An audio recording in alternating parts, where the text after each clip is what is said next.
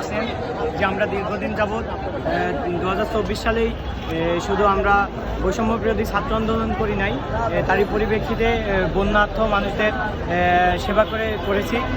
পরবর্তী সময়ে আমাদের যে 4 দফা যৌক্তিক দাবি, এটা আমরা দীর্ঘদিন যাবৎ যৌক্তিক দাবি করে আদায় করার জন্য আন্দোলন করে যাচ্ছি। তবে বিভিন্ন জায়গা থেকে আশ্বাস আসছে যে আমাদের দাবিগুলো যৌক্তিক, তবুও মানা হচ্ছে না। তারই পরিপ্রেক্ষিতে আমরা জানুয়ারি মাসের 22 তারিখে একটা মহাজামায়াতের ডাক দিয়েই শাহবাগে, সেখান থেকে আমাদের আশ্বাস দেওয়া হয় 7 দিনের মধ্যে আমাদের দাবিগুলো মেনে নেওয়া হবে। তারই পরিপ্রেক্ষিতে মেনে না নেওয়ার কারণে আমরা একটি লং মার্চের ডাক দিই।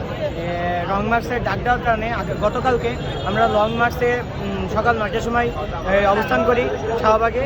অবস্থান করার পরে আমাদের দাবি মেনে নেওয়া হয় না। তারই পরিপ্রেক্ষিতে আমরা যখন দুপুর 3টার দিকে আমরা প্রেস ক্লাবের উদ্দেশ্যে রওনা দিই, শান্তিপূর্ণ একটা মিছিল নিয়ে প্রেস ক্লাবের উদ্দেশ্যে রওনা দিই। উদ্দেশ্য পথে পুলিশ ফ্যাসিস্ট বাহিনী আমাদেরকে, আমার ভাইদেরকে, আমার বোনদেরকে নির্মমভাবে পিটিয়ে জখম করে। তারই শুধু আমার ভাই এবং বোনদেরকে জখম করেনি, সাথে তারা আমার সাংবাদিক ভাই এবং বোনদেরকে নির্মমভাবে পিটিয়ে জখম করেছে। আমরা এটা সঠিক তদন্ত এবং নিন্দা ধিক্কার জানাই একটা।